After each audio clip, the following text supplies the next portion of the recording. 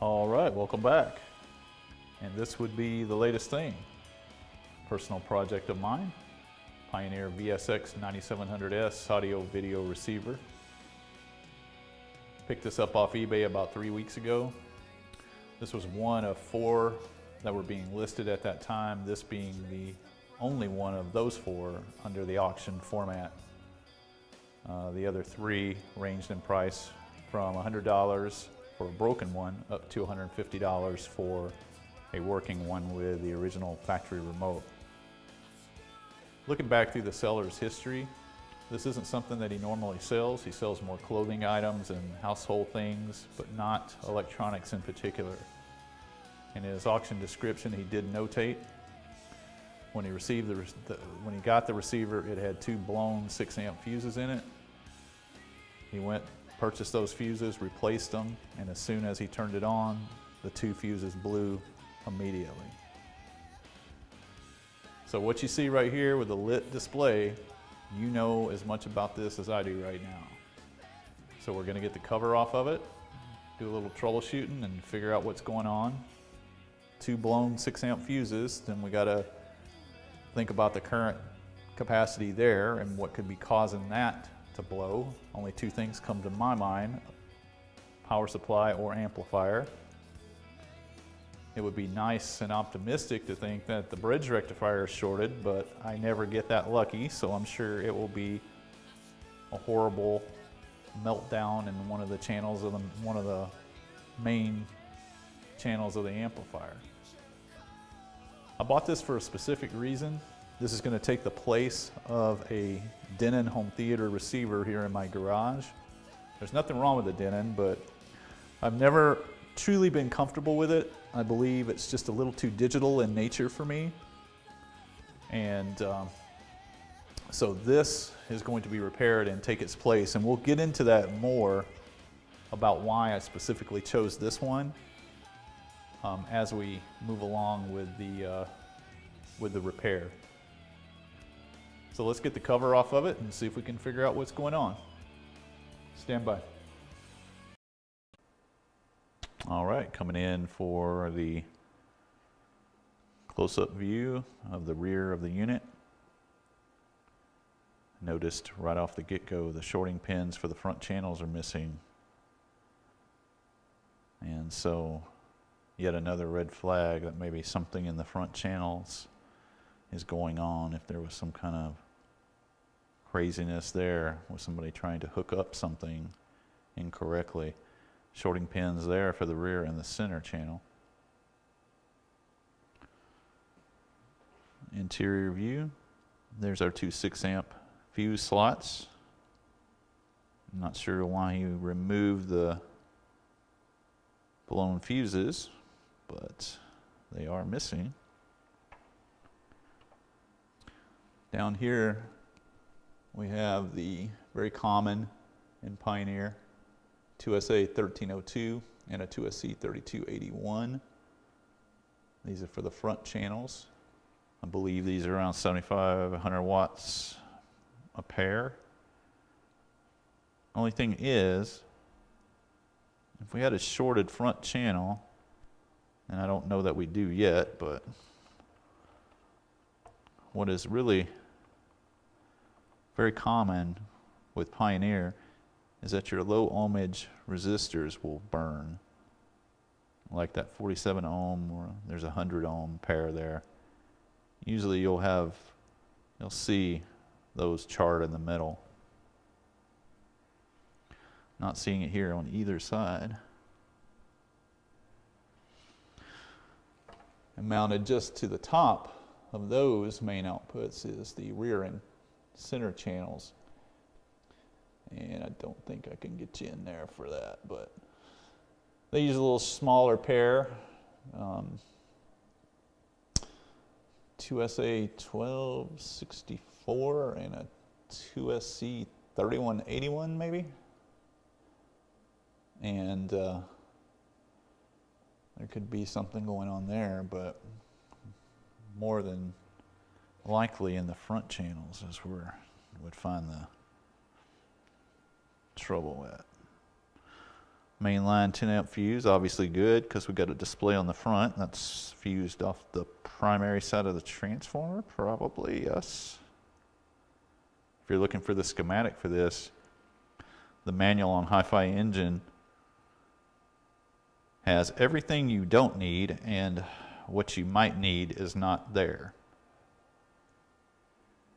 All that video switching circuitry, the schematics for all this is there, but whoever uploaded the manual didn't upload the power supply and didn't upload the amplifier sections, and I looked through it a couple times and didn't see it there. So this video switching circuitry, barring some sort of lightning strike scenario, I would find this all to be highly reliable, and more so than not, you would find an amplifier issue over a problem with that type of stuff. I think the first thing I want to do here is, since we do have a display, let's input an antenna and see if we can get a stereo lock on a station. And then from that point, we'll start with checking the outputs.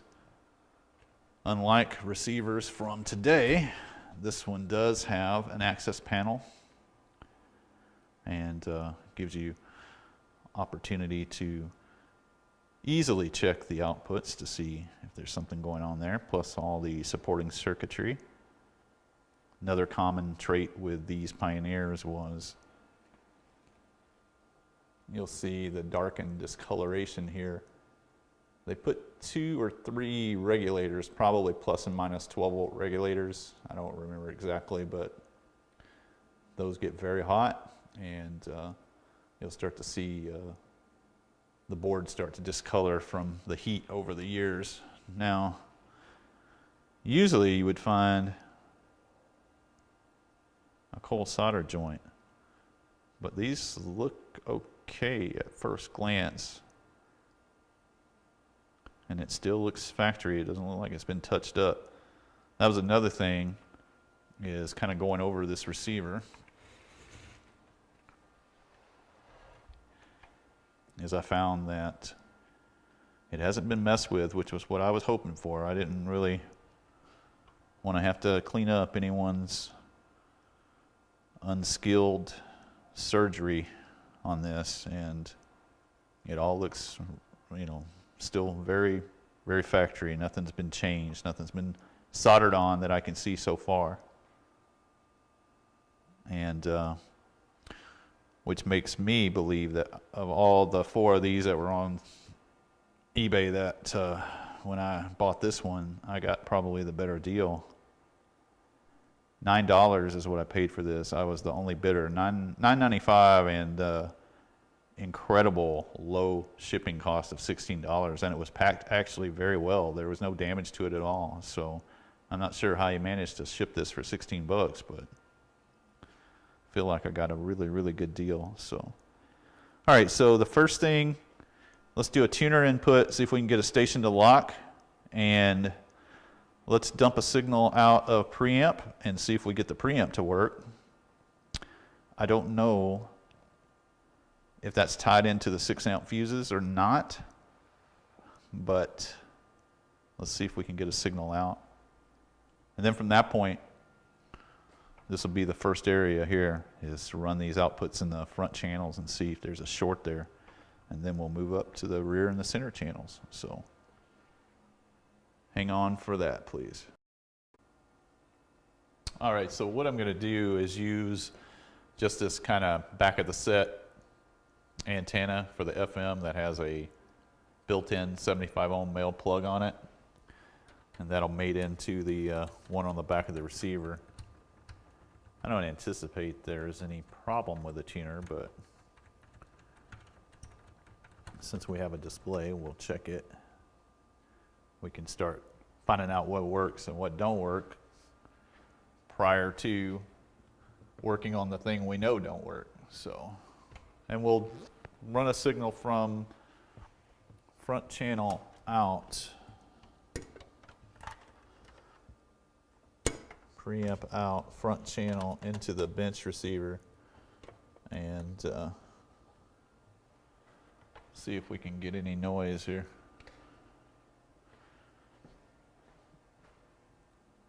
Well, let's see. And see, the meters show activity there, so that kind of leads me to believe the preamp is active and working. So let's see, tuning. Let's see. Oh, we got something. Let's see. In a world where dynamic design means vibrant styling, only one vehicle will rise. Introducing the Mitsubishi Eclipse Cross. It will work. No doubt about that. Control comes a touchpad controller, head-up display, and more. Audiences and critics agree with 0% APR for 72 months. Okay, so as far as my purposes, the reason that I bought this, we could just leave the two fuses out of it and use it as is, because all I wanted it for was a preamp. I have two outboard amps that I use in my garage here, and I don't care about the internal power of the receiver. However, I don't think I could sleep at night leaving it broke, so we're going to find out what's going on. So I still, let's turn this on. I still suspect there's something with the front channels, so let's kill it and see if we can set it up to take a look at the outputs.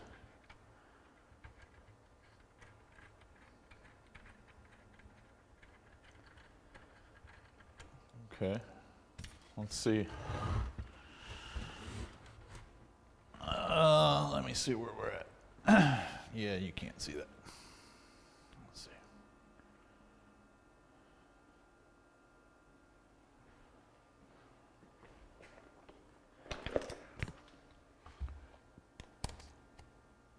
Maybe you can see that.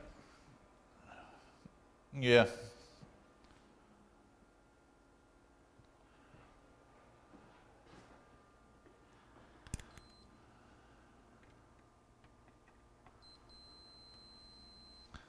Well, we'll hold off on judgment on that for a minute.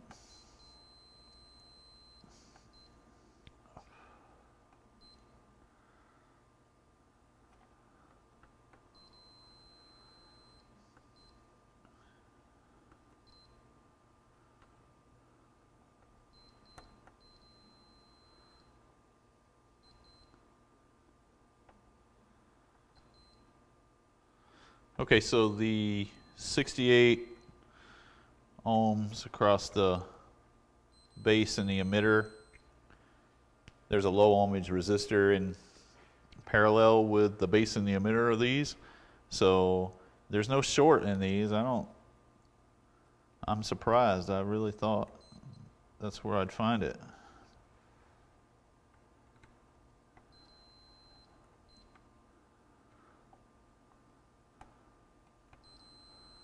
Make sure I'm not missing something here.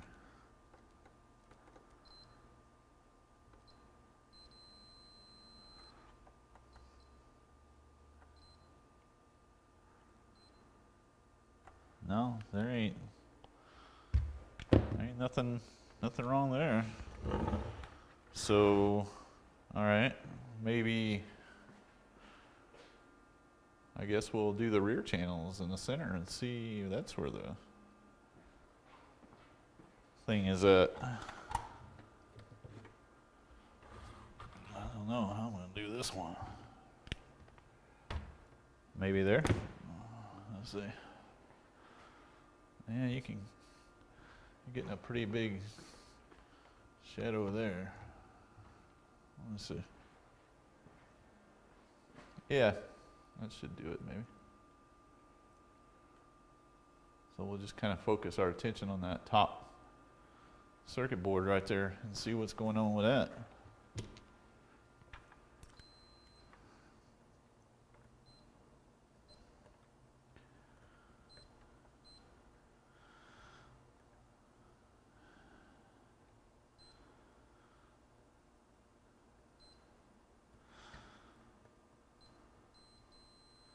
There it is, right there. Oh yeah. Shorted all 3 sections, all 3 pins. So is. So center channel? Assuming that they're arranged rear, rear, center, but they may be rear, center, or rear, center. I'm not sure. Yeah, that is where it's coming from. So, dead short, no doubt about it. I never would have guessed it would have been this. I would have guessed the front channel would have been where the problem was at. So, how to get them apart is the question. Okay, let's pause.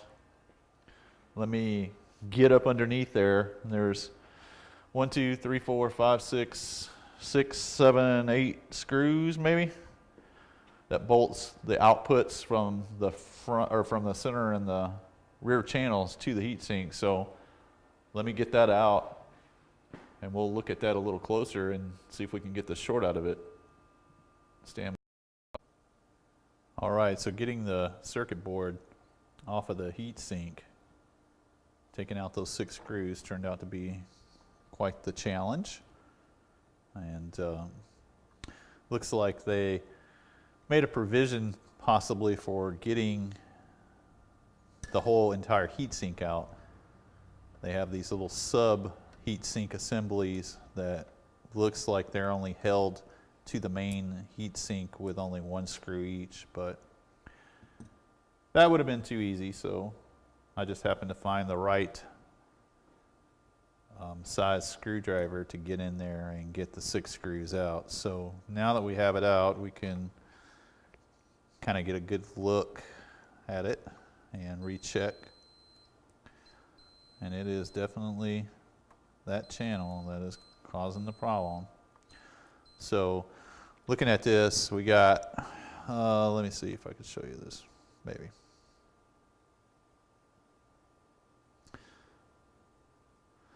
We got a NEC UPC 1270H, which is a preamp driver IC. And that part, I have that in stock. And it is not a knockoff. It is the real deal. It's probably been in my parts inventory for 10 or 15 years. But the A1263 and the C3180, I do not have those, so we'll be ordering those. So I think what I want to do is let's get the shorted outputs out. Let's go ahead and pull that driver IC out. There's probably a good possibility that the driver IC is not even shorted, but we're not going to run that risk of it being shorted or potentially being damaged by stress from the hard short on the outputs. I'm going to make an A here so I know that the PNP goes there, and then the C here for the NPN. It's a dry erase marker, right?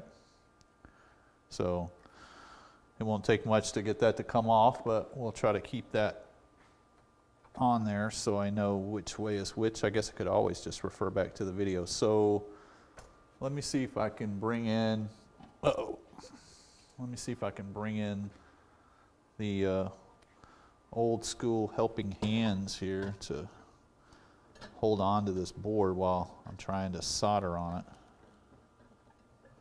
it. This thing has always been pretty useful. And I might be able just to pull, since the holes have gaps at the back, I might be able just to pull the pins of the shorted outputs without having to actually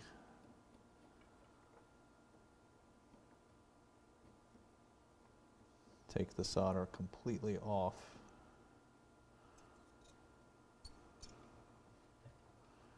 Well, I did say maybe. I didn't say definitely.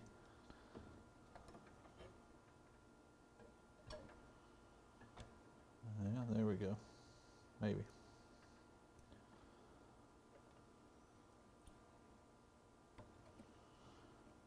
There we go.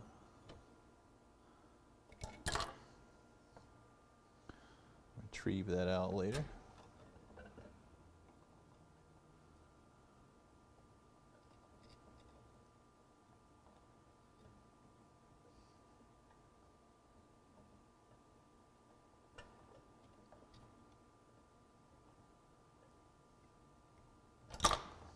Okay.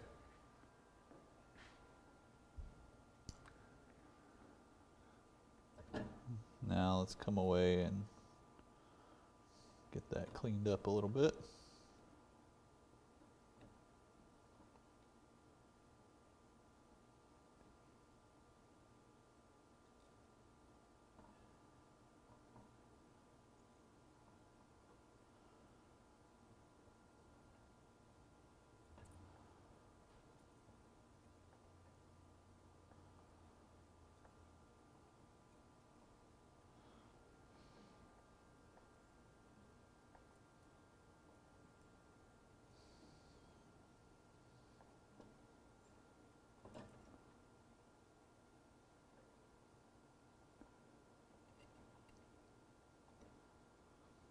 I may have had a better luck with the solder plunger than trying to suck it up, that much solder with a wick, but it was just handy and laying there. So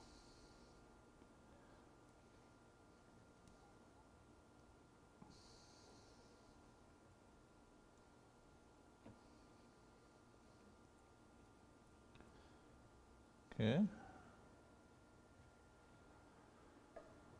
Now let's clean that up a little bit.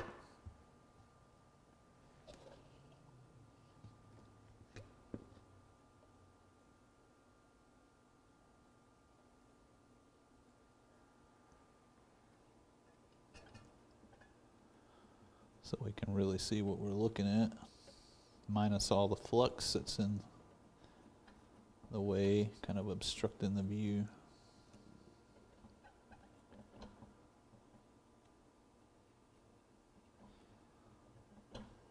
Okay.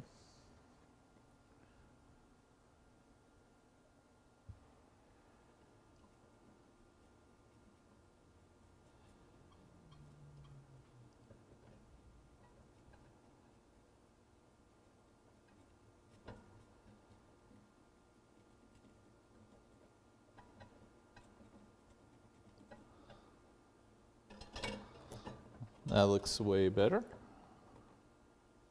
And now we'll get the IC out.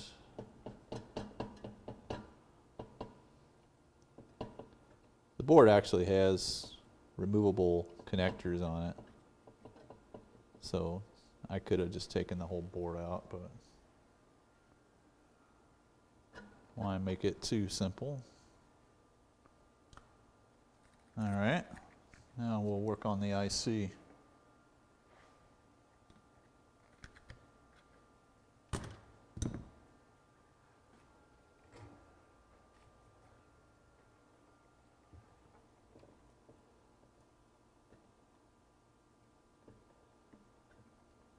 My end goal here is just to remove the short, and I think we'll drop some under value fuses in there and see if we can get the front and the remaining rear channel or center, whichever one this is. I wasn't able to really determine. I think it's the center channel, but I'm not sure. See if we can get that to come up, and then we'll know that we're in the clear. There isn't much supporting circuitry here. We have the emitter resistor, but that, until I got the outputs out, I don't know if that's okay or not. So I probably will wind up changing it anyway. I've seen that happen to where shorted outputs will not completely open an emitter resistor, but they will stress an emitter resistor out and cause your idle current to be weird. Now this, apparently there's no idle current adjustment on it, so the last thing we want is to have any kind of weirdness with the idle current. So, and since we don't have an idle current adjustment, we'll just make a comparison against the other two working channels to determine if the idle current we have is good enough. There just ain't a lot here, so really can't imagine there being any kind of a problem. So let's move that. Now we should be able to rock that IC right out of there, maybe. Yeah, it feels like it wants to come, so.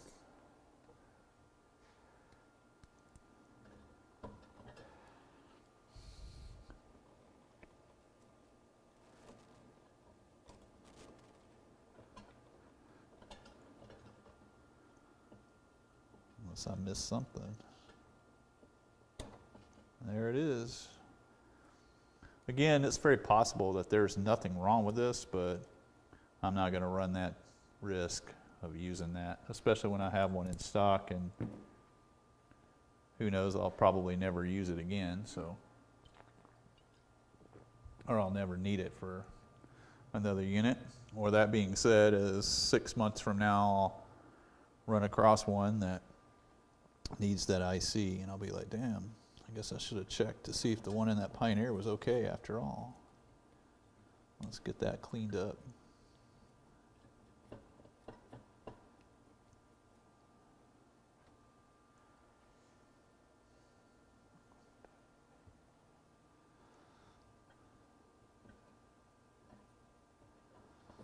Now, in order to test it, I got to mount it all back.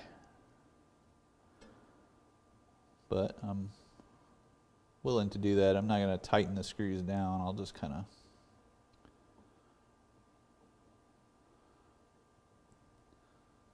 of just snug them up enough to where I can not risk damaging the outputs. Yeah, let me see. Take you off cue for a second while I look through my magnifier.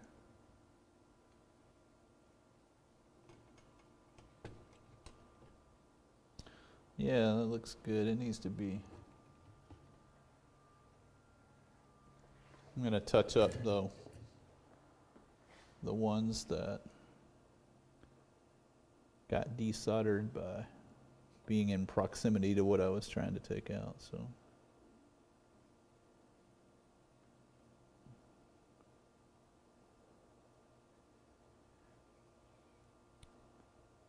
And we're dealing with, I believe, 0.22.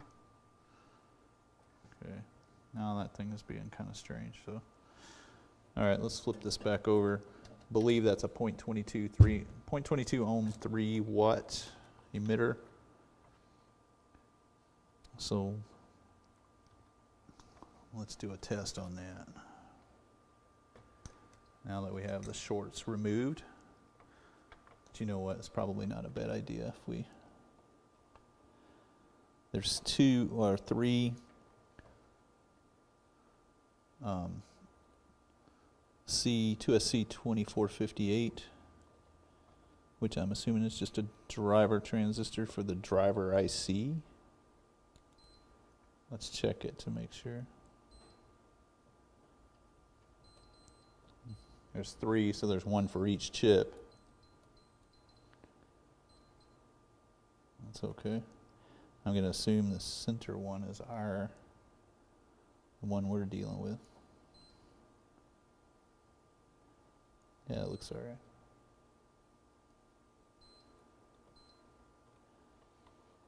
And as far as resistors are concerned, all these look fine.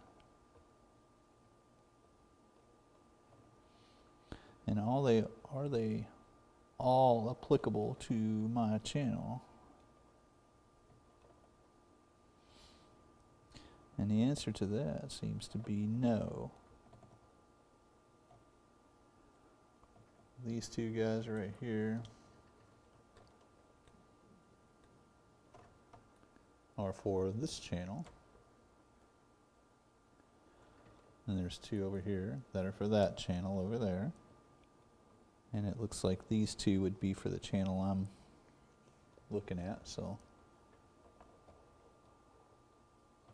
It looks like we got a straight up 1000 ohm resistor. And it is 1007, so let's compare it to this one.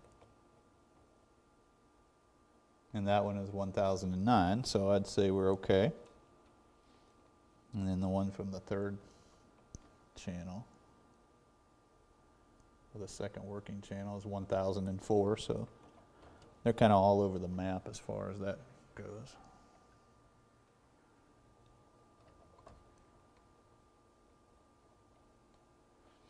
What do we got here?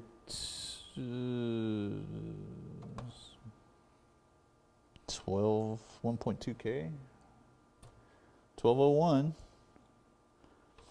And what is this guy? 1199 and the second working channel. The second working channel is 1185. So again, they're kind of all over the place, but this isn't something that concerns me. They would have to really be whacked out of tolerance before I would get a red flag thrown up. 0.7, 0.4, 0.7. And again, we'll go to the working channels for comparison. 0.4, 0.6, 0.4. So how about down here? 0.6, 0.3, 0.6, 0.4. So let me do that one more time.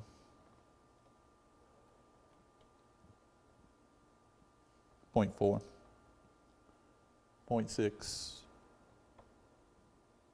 0.4. I'm gonna call that good. I'm not gonna mess with that. Everything else looks pretty good, so I think we'll call this good. And what we're gonna do is let's remount that board back to the heatsink, and I'm gonna drop two 4-amp fuses in it instead of the 6-amp. I could just bring it up on the Variac with the 6-amp fuses, but I really think that we have it. I think that the problem is fairly cut and dried. I don't have any red flags that there's anything else going on here. So in case there is something catastrophic, the 4-amp fuses would blow in milliseconds compared to the 6-amp fuses, but I think we'll be all right. So let's drop the two lighter weight fuses in it and see if we can get it to turn on. We'll hook up some speakers to it and see if we can get some sound. Stand by. All right. Two 4-amp fuses are installed. Bench receiver off. Speaker outputs now into bench speakers. And let's see what happens. We might need to plug it in first.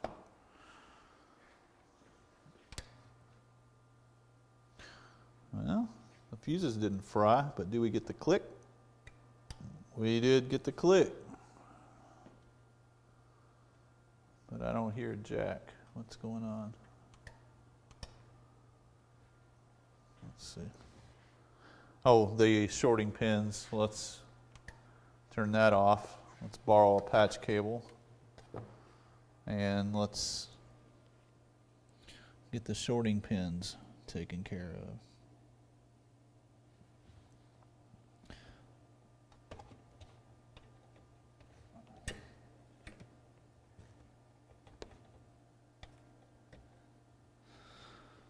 All right, well, let's see what we get. Glow, Mr. Heater, DeWalt, and Fahrenheit. For your car, we have a large selection of batteries, chargers, jump starters, antifreeze, and ice scrapers. And I said, make a mistake.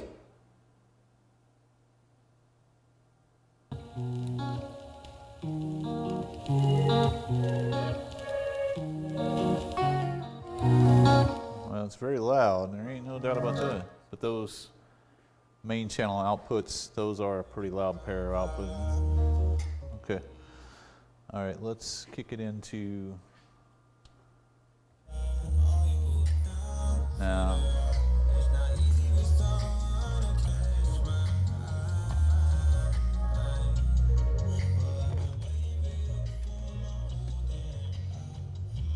Okay, so for this, I suspect that it's the center channel. That's the one that doesn't work, so that don't work. So then we should have two good rear channels working. Maybe.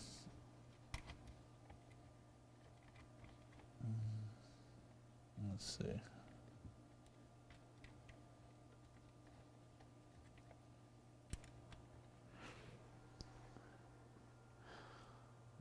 Yeah, I don't hear nothing. So, what's up?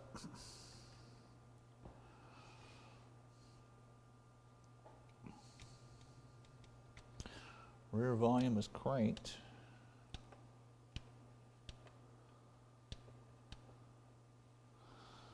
Yeah, I don't hear nothing happening there. I sure do not. We didn't blow, no, because we wouldn't have front if we blew the fuse, so let's find out.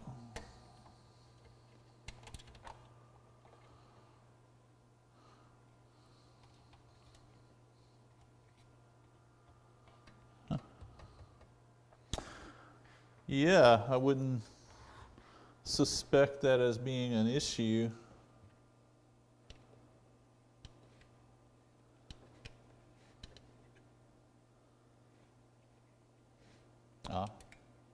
Maybe that's it. Relay. There it is. Helps to turn the speaker on. So we got the rear.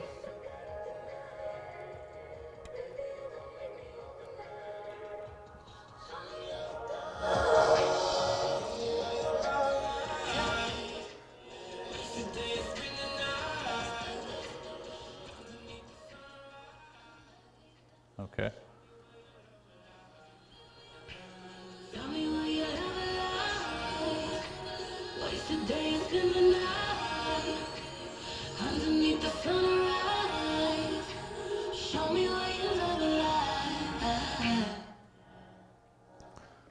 Well, it's doing its thing, no question about that. We got the rear channel, so it was the center channel, the one that was blown, which makes sense. That's the set of outputs that's oriented in the center, so that would totally make sense.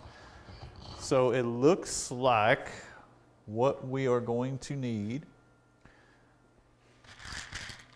is a 2SA 1263, a 2SC 3180. And what I'm probably going to do first is go to my friend's shop and see if someone has junked out, and I'm sure there's probably one in his boneyard, a Pioneer surround sound receiver from back in this era that uses that set of outputs, and probably pull them from that receiver and use them. That way I know for a fact that they're OEM pieces. I could care less that they're used. I'm not even going to be using any of the internal power of this receiver. I'm just fixing it just simply because I don't want it to be incomplete. And once those outputs are installed, I don't have to worry, you know, did I get a real pair or did I get knockoffs or what? So we'll call this part one. I'll do that search for the pieces, and then we'll come back and we'll finish this up. And we still have to finish up that Sony tape deck, which I do have some belts coming for that. But this was more of a priority for me because I want this for my garage. So yeah, all in all, I'd say we're okay here. Easy pie, couple of blown outputs in the center channel. Easy to get to. The biggest pain is just getting the screws out of the outputs from the underneath. Trying to access those is a little bit of a pain, but for the most part, this wasn't terrible at all. So we'll come back with part 2 after I got the parts, and we'll get it finished up.